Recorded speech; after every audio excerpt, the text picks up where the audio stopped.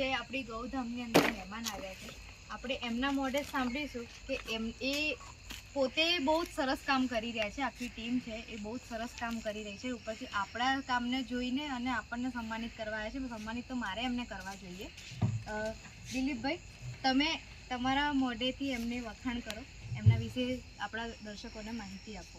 પહેલાં તો ધન્ય છે તમને અને તમારા પરિવારના અને તમારા હસબન્ડના કે આ કાર્ય માટે કુશળતાથી તમારો સાથ સહકાર સપોર્ટ આપે છે.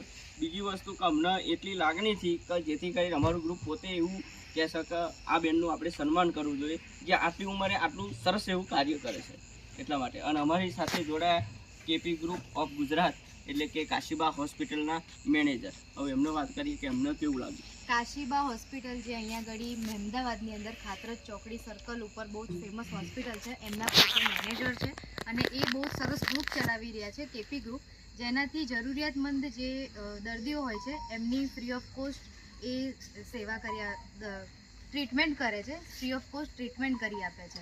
તો આપણે એમને પણ ખૂબ ખૂબ આભાર વ્યક્ત કરીએ છીએ. પહેલાં તો આટલું મોટું સરસ વ્યક્તિત્વ અહીંયા પધાર્યું છે. અને તમને અહીંયા આવીને કેવું લાગ્યું, થોડુંક રિવ્યુ અમારા માટે પણ કહી દો. બહુ સરસ લાગ્યું મને અહીંયા આવીને. કહેવાય ને તો આજે મને ખરેખર એવું લાગ્યું કે હું તો કાંઈ સેવા કરતો જ નથી એવું લાગ્યું. મને અહેસાસ થયો કે જે પ્રોપર સેવા છે ને એ અહીંયા થઈ રહી છે. આપણે કહેવાય ને હિન્દુ ધર્મમાં આપણે ગાય માતાને બહુ જ કહેવાય ને પુણ્યશાળી માનીએ છીએ એની સેવામાં. તો આજે અવનીબા ખરેખર મને તો ઈર્ષા આવી કે વધારે પડતું પુણ્ય એ લઈ જાય છે ગાયની સેવા કરીને. જે સેવા ગાયોની કરે છે ને, જે હેન્ડીકેપ છે, જે તકલીફમાં છે, વધારેમાં વધારે તકલીફ, મેં આજે મારી નજરે જોયું, નરી આંખે જોયું કે એની સેવા જે કરી રહ્યા છે ને, કહેવાય ને કે વિધાઉટ પ્રોટેક્શન હાથે કરતા હતા. મને આજે એ થયું કે પોતે પ્રોટેક્શન બી નહીં રાખ્યું અને એનું કહેવાય ને કેર લે છે.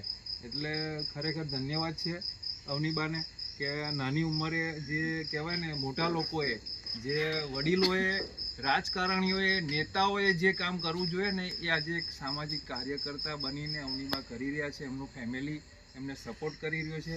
સાથે આજે ખરેખર બધા એમને પણ આવા યુવા ધન આવી રહ્યું છે રેગ્યુલર. આજે તો હું ફર્સ્ટ ટાઈમ આવ્યો છું, પણ મને એવું લાગ્યું કે દર રવિવારે મારે પણ એક સેવા આવવી જોઈએ રેગ્યુલર. તો હું જાહેર જનતાને એક અપીલ કરવા માગું છું કે આપણે હિન્દુ ધર્મમાં આપણે સનાતની માનીએ છીએ પોતાની જાતને. જ્યારે વિશ્વ હિન્દુ પરિષદ, બજરંગ દળ, દુર્ગાવાહિની, માતૃશક્તિ, બ્રહ્માકુમારી, ઇવન જેટલી બી સંસ્થાઓ આપણી હિન્દુઓની છે એ લોકોએ ખરેખર આવા જે સેવાકીય કામ ચાલતા હોય એમાં ખાસ આપણી ગૌ માતાના એમાં ખાસ જવું જોઈએ. અને આપણને જેટલું કુદરતી આપ્યું છે વધારાનું એ ખરેખર એ આ સેવાઓમાં વાપરવું જોઈએ. આવી સંસ્થાઓમાં જઈ અને રૂબરૂ એ નરી આંખે જોશે તો તમને ખ્યાલ આવશે કે આપણી ગાય માતા કેટલી બધી તકલીફોમાં હોય છે. એ અવનીબાએ આજે મેં મારી આંખે જોયું અને મને લાગ્યું કે ખરેખર એ ખૂબ જ ધન્યવાદને પાત્ર છે. અને આજે તો હું ખાલી હાથે આવ્યો છું, પણ મને પણ લાગ્યું કે મેં ના પાડી આ લોકો મારે નથી જવું, પણ આ લોકોએ તમને કંઈક પ્રોમિસ આપ્યું હશે તો મેં ચાલો જઈએ. ખાલી હાથે તો ક્યારેય ના જવું જોઈએ. આપણે અવનીબાનું સન્માન કરીએ, પણ જે ગાયો માટે આપણે આવ્યા છે એ ગાયોને ખાલી હાથે આપણે જઈએ ને તો પણ આપણે એક અંદરથી ફિલિંગ થાય કે સારું ગાય માતા તો રહી ગઈ આપણી, બરાબર છે. પણ હવે જ્યારે બી અમે આવીશું ત્યારે ગૌ માતાને ખાસ યાદ કરીશું. અને કહેવાય ને ખેડા જિલ્લાની જાહેર જનતાને અપીલ કરવા માગું છું, કેપી ગ્રુપ ઓફ ગુજરાતના પ્રમુખ, કાશીબા હોસ્પિટલના મેનેજર અને વિશ્વ હિન્દુ પરિષદના સેવા સહપ્રમુખ તરીકે હું બધાને અપીલ કરવા માગું છું કે બધા જય શ્રી રામ, જય સ્વામિનારાયણ, જય માતાજી બધું બોલીએ છીએ તો કહેવાય ને ગૌ માતા માટે પણ આપણે ટાઈમ કાઢીએ.